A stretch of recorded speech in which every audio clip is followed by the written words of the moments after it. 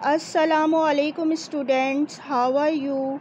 I hope you all will be fine. आप लोगों को आज मैं बायोलॉजी में सेकंड चैप्टर स्टार्ट करवाऊंगी। ये चैप्टर आपका पहले भी पूरा हो चुका है कंप्लीट और इसके क्वेश्चन आंसर्स वगैरह भी करवाए जा चुके हैं। ये चैप्टर रीइंफोर्समेंट है और ये एग्ज़ाम्स की प्रिपरेशन के लिए आपको दोबारा करवाया जा रहा है। चैप्टर नंबर 2 जिसका नेम है सॉल्विंग अ बायोलॉजिकल प्रॉब्लम।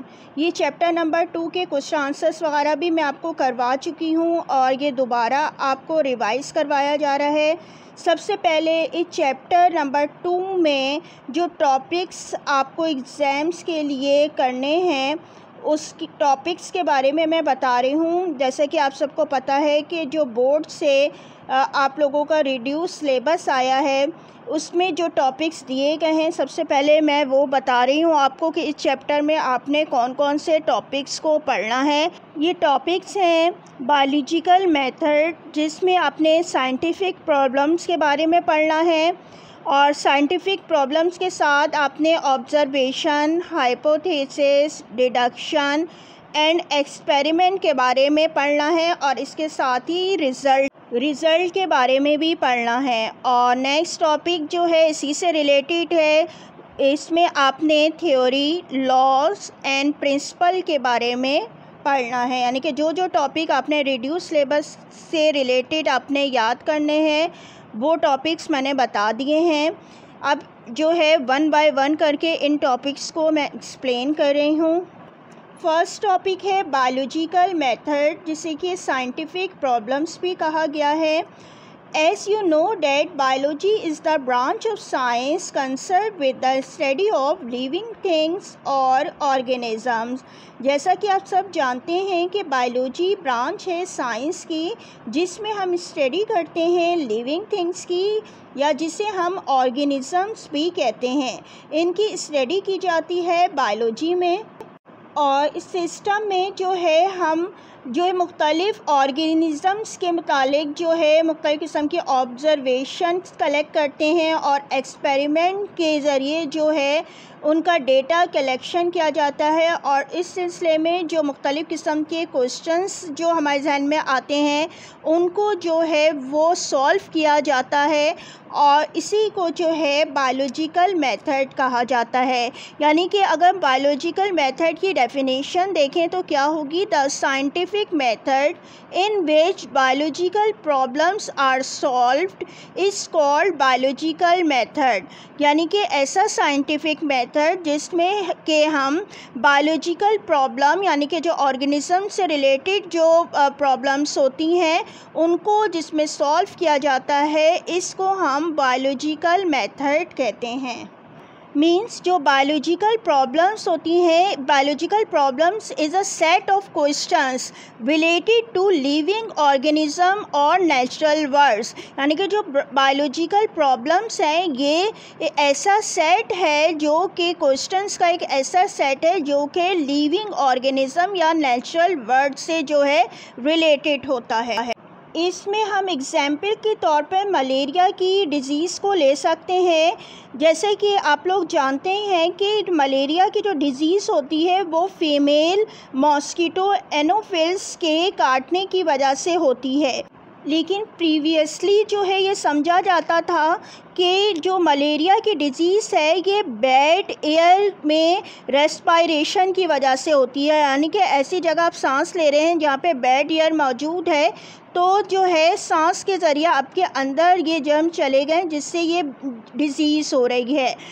लेकिन ये this problem is solve when a scientist identify the reason of malaria.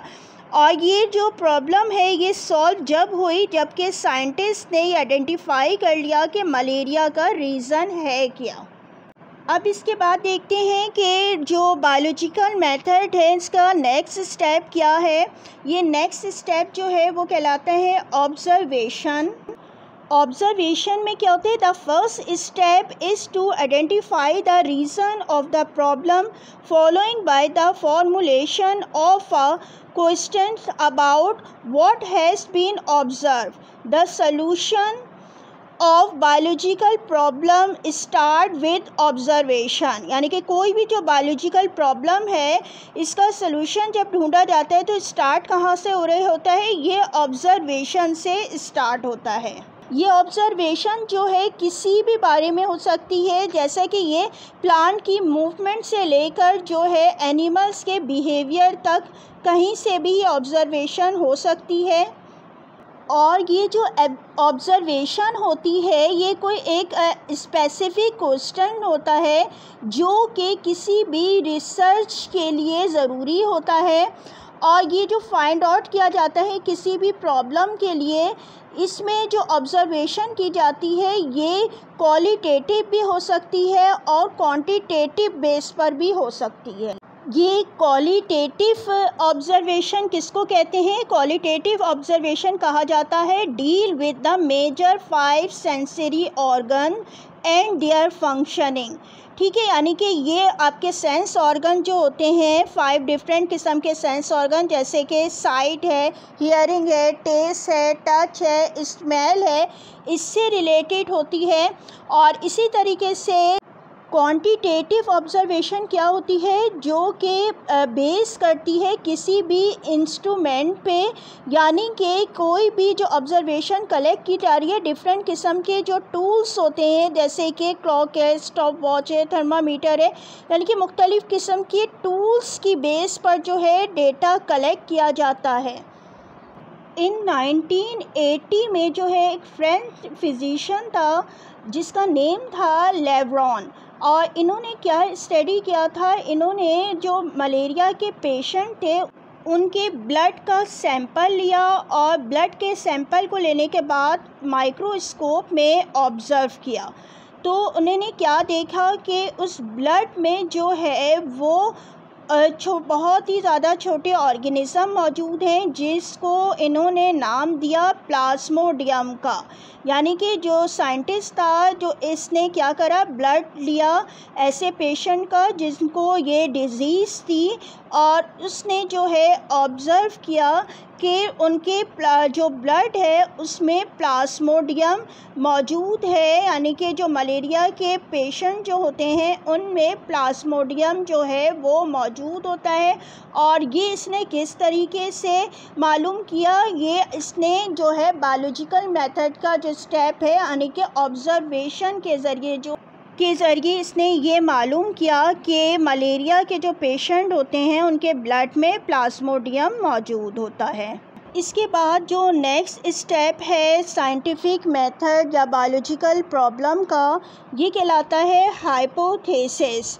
Hypothesis is a की component of the scientific process. It is defined as the intelligent guess made by a scientist in the form of statement. Means जो hypothesis है ये एक scientist का statement पे gas किया जाता है, और ये बहुत ज़्यादा इम्पॉर्टेंट होता है। हाइपोथेसिस जो होता है, हाइपोथेसिस टेस्टेबल होता है, यानी कि मुख्तलिफ़ एक्सपेरिमेंट से जो है इसको प्रूव किया जा सकता है कि जो स्टेटमेंट दी गई है ये सही है भी कि नहीं है। फॉर एग्ज़ाम्पल जो कि ये गैस किया गया है कि जो मलेरिया के पेशेंट में जो है वो प्लाज्मोडियम मौजूद होता है, यानी कि Plasmodium is the cause of malaria. Means हम हाइपोथेसिस में कोई भी बात जो आप स्टेटमेंट साइंटिस्ट देते हैं उसका गैस करते हैं कि वो चीज़ है भी कि नहीं है, यानी कि जिस तरीके से Plasmodium is the cause of malaria, ये भी क्या है, गैस किया गया है। और ये भी किस बेस पे किया गया है, किसी भी हाइपोथेसिस के बेस पर जो है गैस किया गया है। अब आप होमवर्क देख लीजिए। ये चैप्टर तो आप लोगों को पहले ही मैं करवा चुकी हूँ, इसके क्वेश्चन आंसर वगैरह भी सब हो चुके हैं आपके पास। आज जो है मैं ये आपके लर्निंग का ही दे रही हूँ, जो आप लोगों को आज एक्सप्लेन किए गए हैं बायोलॉजिकल मेथड, ये भी कंप्लीट नहीं हुए हैं, कुछ रिमेनिंग भी हैं जो नेक्स्ट लेक्चर में होंगे। आज जो मैंने आपको स्टार्ट करवाया है बायोलॉजिकल मेथड, इसका जो है एक फ़्लो चार्ट भी है जो आपकी बुक पेज नंबर 19 पे है। तो आपने क्या करना है, पहले तो इस फ़्लो चार्ट को अच्छी तरीके से आपने याद करना है और अपनी जो टेस्ट कॉपी आपकी है, जो टेस्ट फाइल आप लोगों ने बनाई हुई है, उसमें आपने ये लिखना भी है। इसके बाद आपने क्या करना है कि learn different step of biological method और अ साइंटिफिक प्रॉब्लम। जो आपको स्टेप्स अभी बताए गए हैं उनको आपने याद भी करना है और इसको भी जो आपके टेस्ट जो फाइल है उसमें लिखना भी है, ठीक है। और जो उसके रिमेनिंग स्टेप हैं इंशाअल्लाह वो नेक्स्ट लेक्चर में एक्सप्लेन करूँगी। Thank you. अल्लाह हाफिज़।